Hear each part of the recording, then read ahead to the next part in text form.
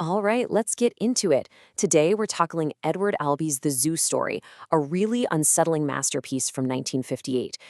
Albee himself said he wanted people to literally run screaming from the theater, but then feel this weird pull to come right back and see it again. So let's figure out what makes this play so powerful. So, yeah, how does that happen? How does a simple chat on a park bench on a Sunday afternoon end in death? It's a shocking question, right? But that's exactly what this play is about.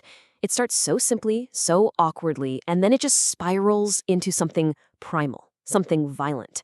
We're going to break down exactly how it gets there, step by unsettling step. Okay, first up, a park bench confrontation. Let's set the stage for this whole thing, because where it happens is just as important as what happens. So, we're in Central Park, 1958. It looks like just another ordinary day. But the setting is so important here. I mean, think about it. Central Park isn't really nature, right? It's a man-made, carefully designed piece of natural space plopped right in the middle of New York City's grid. And that right there is the whole tension of the play in a nutshell. This constant fight between civilization's wolves and the wild, raw instinct that's always just bubbling under the surface. It's a peaceful Sunday afternoon, but that peace is about to get completely blown apart. And this is how it starts. A man named Jerry walks up and just says, "I've been to the zoo." Now, that might sound like small talk, but trust me, it's not. It's the first shot fired in a battle.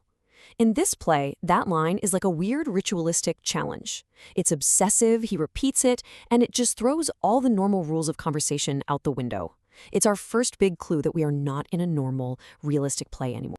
So what we're really watching here isn't just two guys talking. It's a clash of two totally different worlds. It's the conformist versus the outsider. Let's break this down.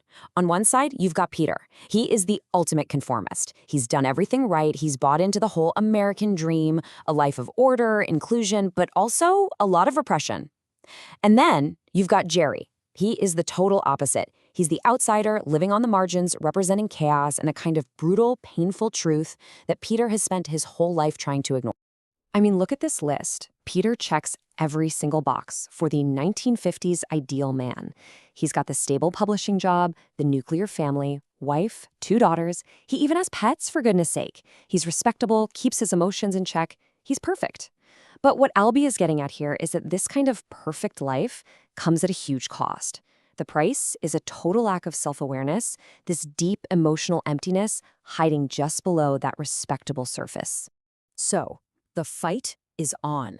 But it's not physical. Not yet. This is where language itself becomes a weapon. Yeah, you have to understand this. Jerry isn't just making conversation. This is a full-on psychological assault.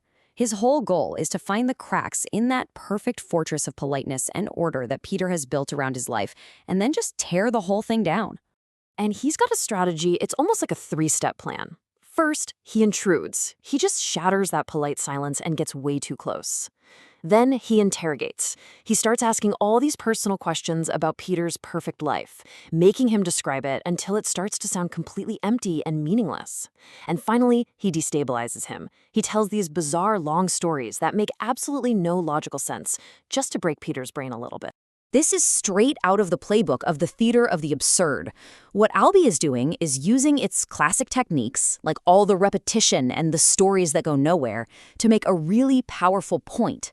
He's showing us that our normal, polite, rational way of talking is totally useless when it comes to expressing the real chaos and loneliness we feel inside, especially in a society like the 1950s that demanded everyone be the same. And that leads us to this quote, which comes from the most famous part of the play, Jerry's long, rambling story about his landlady's dog. It is absolutely devastating. Basically, he tries everything to connect with this vicious dog. He tries to be kind, then he tries to be cruel, and in the end, nothing. They just ignore each other. This story is really the heart of the whole play. It's a bleak warning that in a world this broken, maybe nothing, not love, not hate, can actually force a real connection between two beings. Okay, so after that story, everything changes. Words stop working, and the fight becomes terrifyingly real, revealing the animal that's been hiding under all that civilized behavior. And this is where the polite veneer just cracks wide open, the instinct takes over. It actually starts with Jerry tickling Peter. I know, it sounds almost funny, but it is one of the most unsettling moments. It's an invasion. It's physical contact that violates Peter's last personal boundary, his own body. And that forced laughter turns into pure rage in a split second. The game is over. This is real aggression. And what are they fighting over? A bench. But it's not just a bench anymore, is it? Suddenly, this bench is contested territory. It represents everything Peter believes is his space, his comfortable life, his authority. So when he screams, "This is my bench," he's really defending his entire way of life. And remember the dog? The whole story about failed connection? Well, that wasn't just some random tangent. It was a warning. It was a preview of what was about to happen. This whole fight over the bench, it's just the human version of Jerry's fight with the dog. It's another failed attempt to connect, playing out with even higher stakes. And then Jerry pulls out a knife. But, and this is the craziest part, he doesn't threaten Peter with it. He tosses the knife to Peter, making him hold it. Do you see what's happening? This isn't a mugging. This is some kind of dark, twisted ritual.